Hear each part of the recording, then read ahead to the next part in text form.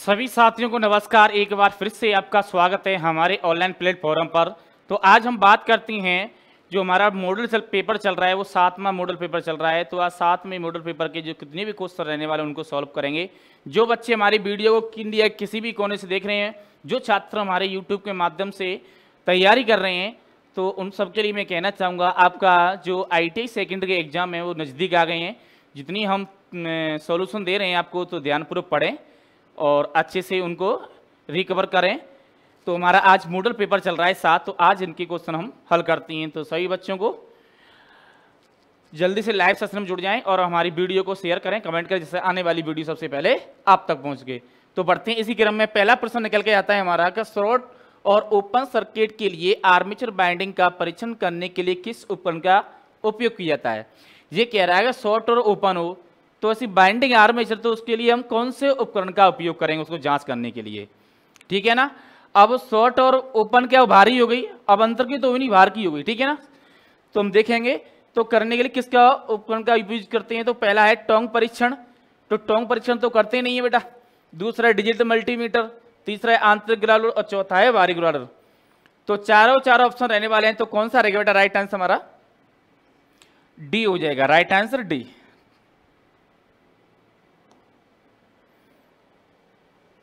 बाहरी ग्राउलर का उपयोग क्या करते हैं हम? शॉर्ट और ओपन में करते हैं। प्रश्न दूसरा है कि स्लिप रिंग इंडक्शन मोटर में बाउंड रोटर पर स्लिपों को क्यों फिट किया जाता है। जो हमारी रोटर है तो इस पे हम बाउंड रोटर पर ही क्यों करते हैं, स्लिप रिंग को फिट कर क्यों करते हैं हम, ठीक है ना। तो स्लिप रिंग से कौन सी धारा निकलती है ये कमेंट करके बताएंगे सभी लड़के। स्लिप रिंग से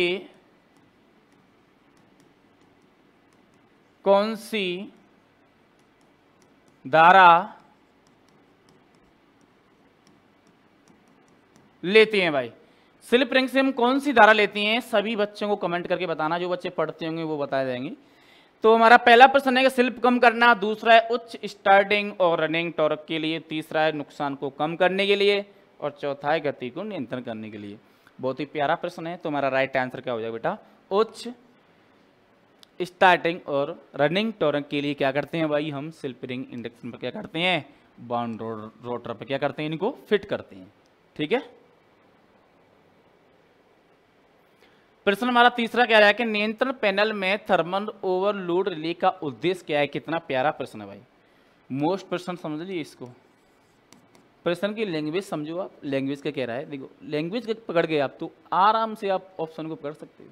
तो पहला ऑप्शन है समय की देरी के आधार पर सर्किट को नियंत्रण करें, और दूसरा है ऑप्शन है आपका अर्थ दोष में सर्किट की रक्षा करें, तीसरा है सर्किट को चालू बंद करें। आगे बढ़ते हैं थोड़ा सा। प्रश्न चौथा है मोटर को ओवर हीटिंग और लोडिंग से बचाएं। तुम्हारा राइट आंसर क्या है बेटा? डी हो जाएगा, ठीक है। ओवरलोडिंग जो होती है, रिले होती है, उसमें क्या करते हैं, थर्मल क्या करता है, हीटिंग का काम करता है, और जो ओवरलोड होती है वो क्या करती है, लोडिंग से बचाती है। समझ में आ गया? दोनों काम हो गए ना। तो राइट आंसर हमारा डी हो जाएगा।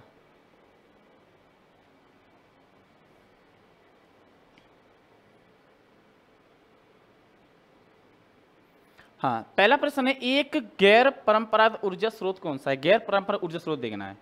तो पहला है संग्रहित पानी, दूसरा है लिग्नाइट, दूसरा है सूरज की किरणें और चौथा है चूर्ण कोयला। तो हमारा राइट आंसर हो जाएगा बेटा सी, सूरज की किरणें, ठीक है, जो क्या है पर गैर परंपरागत ऊर्जा का स्रोत है। पांचवा प्रश्न है कि डीसी स्टार्टर के प्रतिरोध को शुरू करने के लिए किस सामग्री का उपयोग करते हैं। बेटा कई बार प्रश्न पूछा जाता है, जो प्रतिरोध होते हैं हमारे कई सामग्रियों से मिलकर बने होते हैं, ठीक है ना। तो किसी एक सामग्री का इसमें नाम बताना है जो बनना होता है उससे।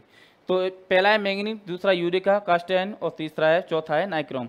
तुम्हारा राइट आंसर क्या हो जाएगा? यूरिका, बी आंसर पांचवें में, ठीक है। प्रश्न छठवां कह रहा है कि सिंगल फेज मोटर का नाम क्या है। देखो आपकी बाइंडिंग जुड़ी हुई है सिंगल फेज में, ये श्रेणीक्रम में बाइंडिंग जुड़ी हुई है आपकी, इसमें जो कैपेसिटर है और जिसके रोटर के समांतर बाइंडिंग जुड़ी है। तो कौन सी हमारी ये मोटर रहने वाली है, तो देखते हैं बेटा।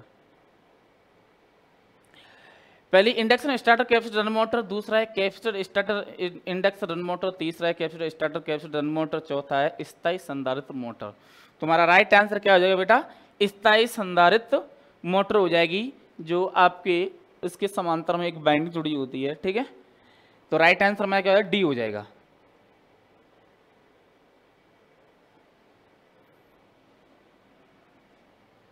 प्रश्न है 7वां,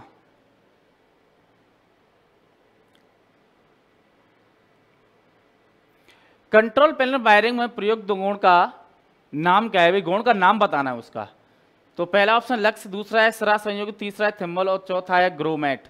तो राइट आंसर हमारा हो जाएगा बेटा, गुण का जो नाम है वो क्या है? ग्रोमेट है। ठीक है। तारों को गुच्छा करने के लिए कौन से केबल बांधों का उपयोग किया जाता है? हमारे तार होते हैं, इनको इकट्ठा कर देती हैं, इकट्ठे को क्या बोलते हैं? गुच्छा बोलते हैं। तो उसमें कौन से अपन केबल बांधने का उपयोग करते हैं? तो पहला है सूती बंधन, दूसरा है रेशम बंधन, तीसरा है नायलॉन और चौथा है पीवीसी बंधन। तुम्हारा राइट आंसर क्या हो जाएगा? सी हो जाएगा, नायलॉन बंधन। प्रश्न कह रहा है कि निष्क्रिय घटक का नाम बताना है। बेटा पहले भी कई बार ये प्रश्न आ गया है, फिर से भी आएगा, निष्क्रिय घटक कौन सा रहने वाला है? तो 9 में बेटा राइट आंसर हो जाएगा हमारा। तो संदर्भ पहला है, दूसरा ट्रांजिस्टर, तीसरा डायोड, चौथा है डायक। तो हमारा राइट आंसर क्या हो जाएगा बेटा? बी हो जाएगा। क्या हो जाएगा? बी हो जाएगा, ट्रांजिस्टर।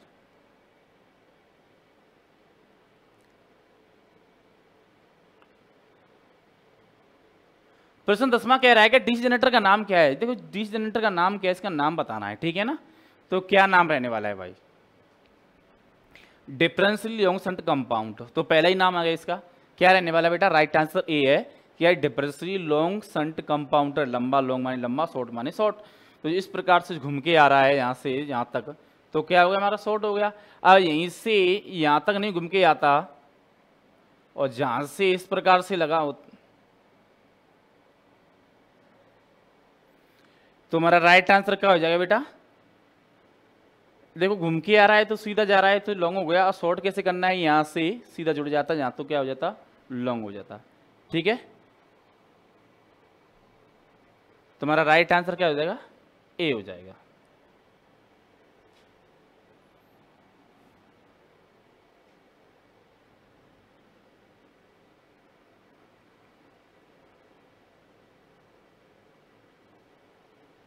प्रश्न 11 में कह रहा है कि लाइन इंसुलेटर का नाम क्या है? भाई इस लाइन इंसुलेटर का नाम बताना है। और पिछली जो मॉडल कराए हैं उनमें कई बार प्रश्न पूछा गया है, तो देखना है। देखो प्रश्न है जो किस प्रकार से घूम घूम के आ रहे हैं, तो ये ऐसे प्रश्न हैं जो बार बार पूछे जाते हैं परीक्षा में, तो बड़ा ध्यान से देखना। तो पहला एलिमेंट प्रकार इंसुलेटर, इसको इंग्लिश में बोलते हैं सस्पेंशन टाइप इंसुलेटर। ठीक है ना? दूसरा है साइकिल प्रकार इंसुलेटर, तीसरा है डिस्क प्रकार इंसुलेटर और चौथा है पिन इंसुलेटर। तुम्हारा राइट आंसर क्या हो बेटा? ए हो जाएगा। ये दो स्थिति मिलता है, एक तो इस प्रकार की स्थिति मिलता है, एक इस प्रकार की स्थिति मिलता है। ठीक है ना? एक तो ऊर्ध्वाधर स्थिति मिलता है, एक क्षैतिज स्थिति में मिलता है। ये क्या है? ऊर्ध्वाधर स्थिति। ठीक है, और वह क्षैतिज स्थिति। तो इस प्रकार से दोनों प्रकार की स्थितियों में मिलता है। प्रश्न है हमारा 12 माह का 3 phase slip ring induction motor को शुरू करने और चलाने के लिए किस स्टार्टर का उपयोग किया जाता है? बहुत ही प्यारा प्रश्न है बेटा, तो आपको कमेंट करके बताना राइट आंसर क्या रहने वाला है। तो पहला ऑप्शन है प्रत्यक्ष ऑनलाइन स्टार्टर, दूसरा मैनुअल स्टार्ट डेल्टा स्टार्टर, तीसरा है रोटर रियोस्टेट स्टार्टर, चौथा है ऑटो ट्रांसफॉर्मर स्टार्टर। बेटा राइट आंसर हमारा क्या हो जाएगा? सी हो जाएगा, रोटर रियोस्टेट स्टार्टर बारे में। तो राइट आंसर हमारा सी है। प्रश्न कह रहा है कि ड्राइव सिस्टम में कौन सी सेंसिंग इकाई कार्यरत है? प्रश्न क्या कह रहा था बेटा? सेंसिंग इकाई कार्यरत है, ये बताना है। ऑप्टो कपलर, दूसरा है गति संवेदन, तीसरा फोटोवोल्टाइक सेल, चौथा है प्रतिरोधक तापमान डिटेक्टर। तो चारों में तो ऑप्शन रहने वाला है, तेरे में क्या रहेगा राइट आंसर हमारा? तो गति संवेदक रहेगा, ऑप्टो कपलर रहेगा। क्या रहेगा तेरे में राइट आंसर? तो कमेंट करेंगे बेटा राइट आंसर क्या रहेगा। मेरा राइट आंसर डी है, बी है, सॉरी, गति संवेदन। ठीक है, तो आप भी देखेंगे, कमेंट करेंगे इसमें राइट आंसर कौन सा रहने वाला है। प्रश्न कह रहा है 14 में बी है ड्राइव आईजीवीटी क्या है? जो आईजीवीटी क्या है? तो रेक्टिफायर स्विचिंग डिवाइस है भाई, दूसरा इन्वर्टर स्विचिंग डिवाइस है, तीसरा डीसी बस स्विचिंग डिवाइस है, चौथा है फील्ड सप्लाई स्विचिंग डिवाइस। तो चारों ऑप्शन रहने वाले हैं, तो कौन सा रहने वाला है 14 में राइट आंसर हमारा? राइट आंसर हो जाएगा बेटा बी, इन्वर्टर स्विचिंग डिवाइस है। क्या करती है जी? एक इन्वर्टर होता है, उसमें आईजीवीटी की स्विचिंग का कार्य करती है। तो इस प्रकार से बीएम ड्राइव में क्या है? आईजीवीटी, ये है इन्वर्टर स्विचिंग डिवाइस। तो 14 में क्या रहने वाला राइट आंसर हमारा? बी।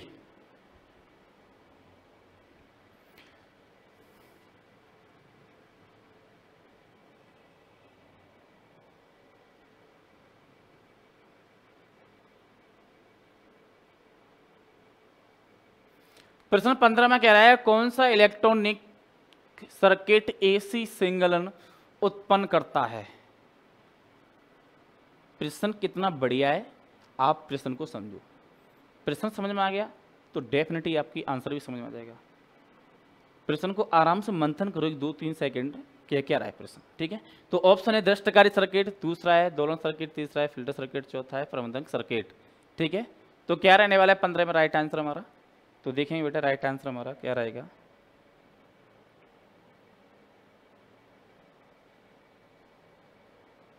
पंद्रह में राइट रहेगा ऑसिलेटर सर्किट, दोलन सर्किट कहते हैं, ठीक है। तो राइट आंसर भी। प्रश्न कह रहा है तुम्हारा का टेबल फैनों में किस मोटर का उपयोग किया जाता है। बहुत ही प्यारा प्रश्न है, तो देखें कौन सा रहने वाला राइट आंसर। दूसरा यूनिवर्सल मोटर, दूसरा है स्थायी संधारित्र मोटर, तीसरा है भंवरधारा मोटर, चौथा है सैडल पोल मोटर। तो 16 में हमारा राइट आंसर क्या हो जाएगा, स्थायी संधारित्र मोटर क्या करते हैं भाई, उपयोग करते हैं। 16 में राइट आंसर बी।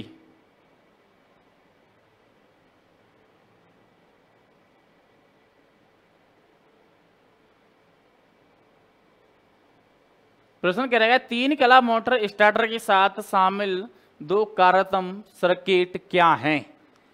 2 क्या पूछ ली बेटा, इसमें 2 कार्यात्मक सर्किट पूछ लें तो कौन सी रहने वाली हैं, शॉर्ट सर्किट और क्लोज सर्किट, नियंत्रण circuit, power circuit, open circuit, short circuit, close circuit और ओपन सर्किट। तो क्या रहने वाला 17 में राइट आंसर बेटा, कमेंट करेंगे तुम्हारा 17 में राइट आंसर हो बेटा नियंत्रण सर्किट और पावर सर्किट। यही 2 क्या है कार्यात्मक सर्किट हैं, और किस में है, मोटर स्टार्टर में, कौन सी में, 3 पीस में। तो इस चीज का बेटा बड़े विशेष करके ध्यान रखना है आपको। प्रश्न 18 में कह रहा है कि किस एम्प्लीकेशन को केवल डीसी की आवश्यकता पड़ती है। वेरी वेरी मोस्ट प्रश्न, मतलब केवल किसकी सप्लाई की धारा की जरूरत पड़ती है, डीसी की। किसकी, डीसी की पड़ती है। वोल्टेज बढ़ाना, प्रतिकर्षण मोटर चालन, विद्युत लेपन, इंडक्शन मोटर प्रचालन। तो कौन सा रहने वाला है 18 में राइट आंसर हमारा बेटा, तो राइट आंसर हो विद्युत लेपन। विद्युत ऐसे लेपन ऐसी धारा है जो केवल एप्लीकेशन के लिए डीसी की आवश्यकता पड़ती है। इसी विद्युत लेपन के अंदर एसी का प्रयोग नहीं करते।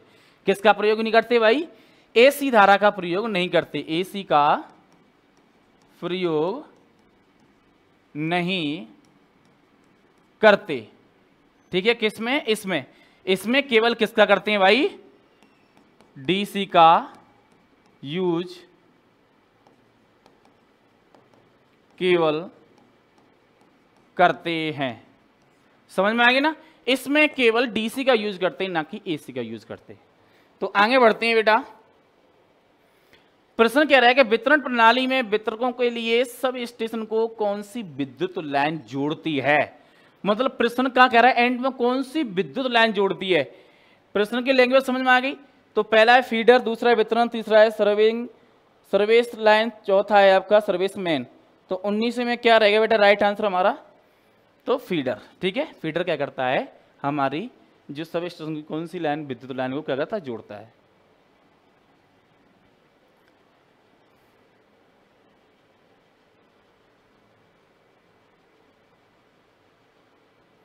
प्रश्न 20 में है कि पैनल बोर्ड में 2 अलग अलग अर्थिंग प्रदान करने का क्या कारण है।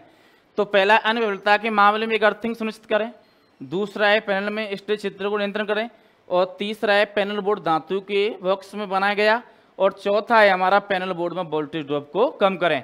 तो बेटा चारों के चारों ऑप्शन रहने वाले हैं, तो कमेंट करेंगे बेटा राइट आंसर कौन सा रहने वाला है। जल्दी से कमेंट करो बेटा फटाफट से।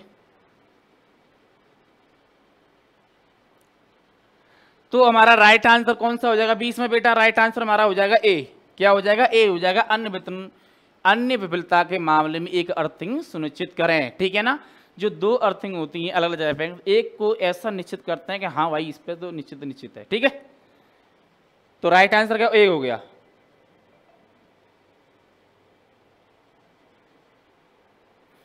प्रश्न है कि एसी मोटर स्टार्टर का नाम क्या है। पूर्ण स्वचालित starter, delta starter, DLO starter, auto transformer starter, अर्थ स्वचालित स्टार्ट, डेल्टा स्टार्टर। तो क्या रहने वाला राइट आंसर हमारा बेटा, सी, ऑटो ट्रांसफॉर्मर स्टार्टर, ठीक है। एक एसी स्टार्टर में क्या है, ऑटो ट्रांसफॉर्मर। प्रश्न है हमारा 22 में कि डीसी श्रृंखला मीटर की फील्ड वाइंडिंग मोटे तार के साथ बाउंड क्यों है। जो हमारी डीसी श्रृंखला है इसकी फील्ड वाइंडिंग है, तो उसमें मोटे तार की आवश्यकता क्यों पड़ती है भाई, मोटे तार क्यों बाउंड करती हैं। तो पहला ऑप्शन है कि अधिकतम प्रेरणा रखने के लिए, दूसरा आर्मेचर प्रतिक्रिया को कम करने के लिए, तीसरा है फील्ड वोल्टेज को विनियमित करने के लिए, चौथा है लोड करंट को ले जाने के लिए। तो हमारा 22 में क्या राइट आंसर होगा बेटा, डी होगा। क्या करता है बेटा, ये लोड करंट को ले जाने के लिए करता है, तो राइट आंसर डी हो जाएगा। प्रश्न कह रहा है 23 माह का कौन सा सर्किट ब्रेकर लीकेज करंट से सुरक्षा प्रदान करता है, बताओ बेटा। बहुत ही प्यारा प्रश्न।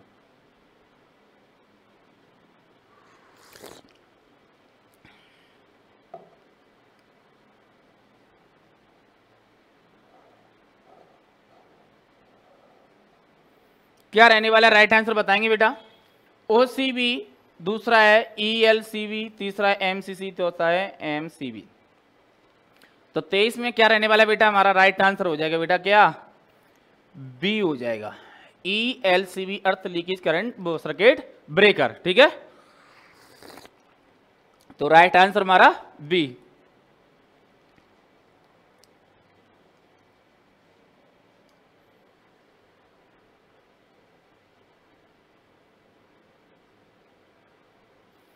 हाँ, प्रश्न देखें 24 में क्या कह रहा है कि OH लाइन में उपयोग किए जाने वाले इंसुलेटर का नाम क्या है। इंसुलेटर का नाम बताना है बेटा। ओवरहेड लाइनें होती हैं उनका।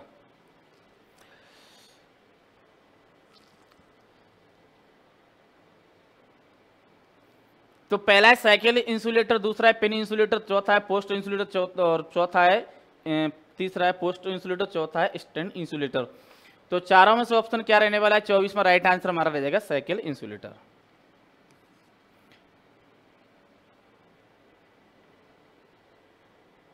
राइट आंसर ए हो जाएगा।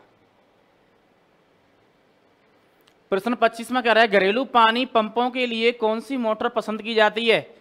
तो पहला है यूनिवर्सल मोटर, दूसरा है प्रतिक्षण मोटर, तीसरा है आच्छादित पोल मोटर, और चौथा है हमारा संधारित्र प्रारंभ मोटर। तो कौन सा रहने वाला है 25 में राइट आंसर बेटा, कमेंट करेंगे। तुम्हारा राइट आंसर होगा संधारित्र प्रारंभ मोटर, जो क्या करती हैं घरेलू पंपों में इसका सबसे ज्यादा क्या करती हैं, यूज करती हैं। तो राइट आंसर क्या हो जाएगा हमारा, डी हो जाएगा।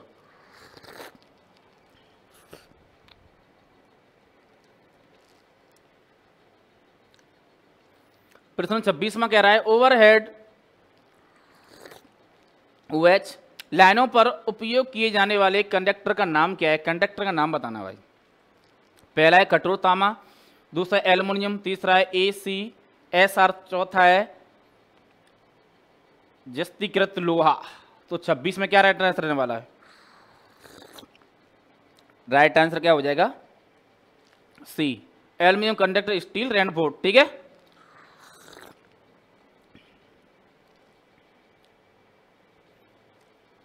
प्रश्न 27 में क्या कह रहा है कि डीसी कंपाउंड मोटर के घूर्णन की दिशा कैसे बदल दी जाती है। जो डीसी हमारी कंपाउंड मोटर होती है जब घूमती है उसकी दिशा किस प्रकार से बदल सकती है, प्रश्न ये कह रहा है। तो पहला ऑप्शन है क्षेत्र और आर्मेचर दोनों की दिशा बदलकर, दूसरा है आपूर्ति टर्मिनलों को आपस में कर कर, और तीसरा है आर्मेचर धारा की दिशा बदलकर, चौथा है श्रृंखला क्षेत्र की धारा की दिशा बदलकर। तो कौन सा रहने वाला राइट आंसर, कमेंट करेंगे बेटा। तो 27 में क्या हो जाएगा हमारा, सी हो जाएगा, आर्मेचर धारा की दिशा बदल के क्या कर सकती हैं, हम घूर्णन की दिशा बदल सकती हैं। प्रश्न 28 में क्या कह रहा है बाइंडिंग में टैप का उद्देश्य क्या है भाई, बहुत ही प्यारा प्रश्न है। तो पहला ऑप्शन है खुले कंडक्टर इंसुलेशन करें, और दूसरा है कंडक्टर लपेटें। मैं कह सकता हूं बेटा इन दोनों में से कोई आंसर रहने वाला है, कमेंट करो कौन सा रहने वाला है।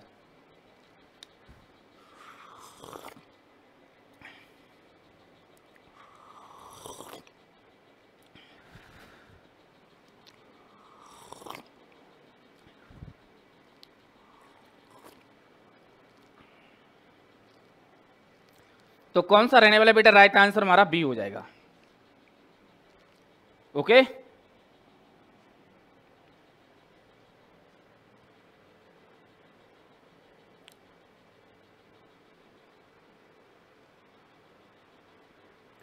प्रश्न कह रहा है कि 29वां इलेक्ट्रोप्लेटिंग प्रक्रिया के लिए किस डीसी जनरेटर का उपयोग किया जाता है। बहुत ही प्यारा प्रश्न है। इलेक्ट्रोप्लेटिंग प्रक्रिया के लिए तो विभेदक योग जनरेटर, शंट जनरेटर, श्रेणी जनरेटर, संचय योग जनरेटर, कौन सा रहने वाला 29 में बेटा राइट आंसर हमारा? शंट जनरेटर क्या करते हैं भाई? उपयोग करते हैं। ठीक है, राइट आंसर हमारा 29 में बी।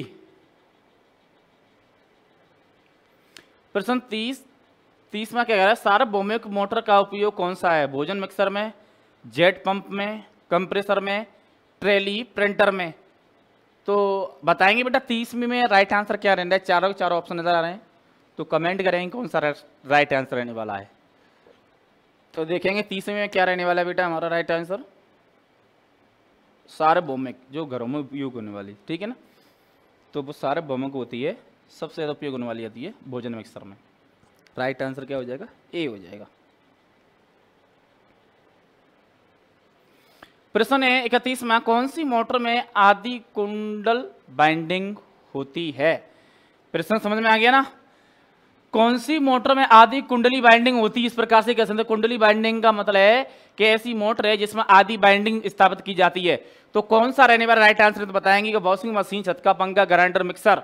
तो क्या रहने वाला राइट आंसर बेटा हमारा? एकमात्र के छत का पंखा होता है, इसमें क्या करते हैं? आदि बाइंडिंग स्थापित की जाती है। प्रश्न है 32वां, कंट्रोल पैनल वायरिंग में प्रयुक्त गुण का नाम क्या है? बहुत ही डबल प्रश्न पर ये प्रश्न फिल द्वारा से गुम किया गया।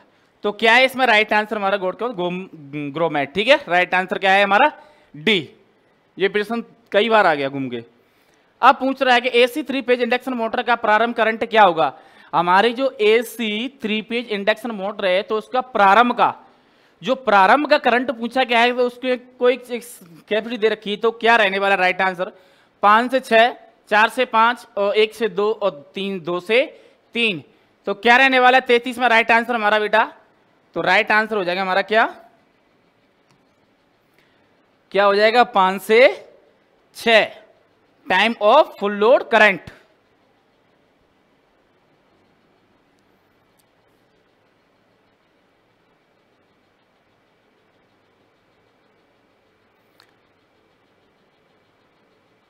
प्रश्न 34 में क्या कह रहा है? ट्रांजिस्टर बेस में C1 के माध्यम से L1 को जोड़ने का उद्देश्य क्या है? जो हमारा ट्रांजिस्टर बेस में C1 है, हमारा क्या है? ये C1। कौन सा? ये C1। तो ये कह रहा है कि L1 से, इस C1 को L1 से जोड़ने का क्या उद्देश्य है भाई? ये गया जोड़ने के लिए, उद्देश्य क्या है? तो ऑप्शन दे रखी हैं। डीसी आपूर्ति प्रदान करता है, ट्रांजिस्टर अविनित वोल्टेज प्रदान करता है, सकारात्मक फीडबैक प्रदान करता है, नकारात्मक फीडबैक प्रदान करता है। तो 34 में बेटा राइट आंसर क्या हो जाएगा हमारा? सी हो जाएगा। क्या करता है? सकारात्मक फीडबैक। क्या हो जाएगा राइट आंसर? सी, सकारात्मक फीडबैक प्रदान करता है। प्रश्न है हमारा 35वां, ऑफलाइन यूपीएस पर ऑनलाइन यूपीएस का क्या फायदा है? समझ में आ गई प्रश्न को? मैं दोबारा से बोल रहा हूं। प्रश्न कह रहा है कि ऑफलाइन का मतलब जैसे हम अपने कार्य कर रहे हैं, जैसे हम आपको ऑनलाइन पढ़ा रहे हैं तो ऑनलाइन ही मिलेंगे। ऑफलाइन हम जैसे कोचिंग हमारे आगे छात्र बैठे हुए हम पढ़ाएं तो वो होता है ऑफलाइन। तो इसी प्रकार से कह रहा है ऑफलाइन यूपीएस पर ऑनलाइन यूपीएस का क्या फायदा है। ठीक है, एक चरण या 3 चरण आपूर्ति प्रकार करता है, यह नियंत्रण आउटपुट फ्रिक्वेंसी देता है, नियंत्रण बिजली उत्पादन की आपूर्ति करता है, परिवर्तन और संक्रमण की समस्या से मुक्त है। तो कौन सा राइट आंसर है? 35 में राइट आंसर हमारा हो जाएगा बेटा परिवर्तन और संक्रमण की समस्या से क्या है बेटा जी? मुक्त है। Right answer D. प्रश्न हमारा 36वां, संक्षिप्त नाम यूपीएस का पूर्ण रूप क्या है? तो यूपीएस का बेटा पहले ही बता रखा है, वो अभी देख लो कौन सा है बेटा, कमेंट करेंगे राइट आंसर कौन सा रहने वाला 36 में। तो 36 में सीधे सीधे जगह है हमारा राइट आंसर क्या हो जाएगा? डी हो जाएगा।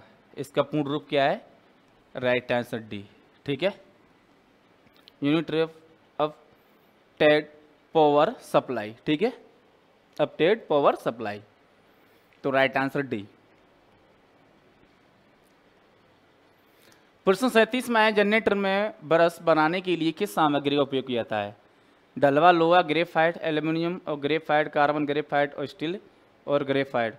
37 में क्या रहने वाला बेटा, सबको पता है किसकी बनती है, कार्बन और ग्रेफाइट की क्या बनती है, ब्रश बनती है, यूनिटर में उपयोग होती हैं। ठीक है,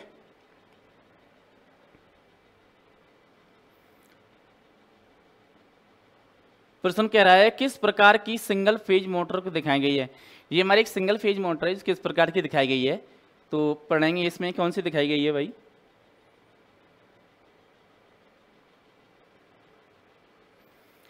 capacitor starter index run motor, capacitor starter, capacitor run motor, universal motor, स्थायी संधारित्र मोटर। तो क्या रहने वाला राइट आंसर बेटा, कमेंट करेंगे इसमें हमारे में, तुम्हारा राइट आंसर हो जाएगा बेटा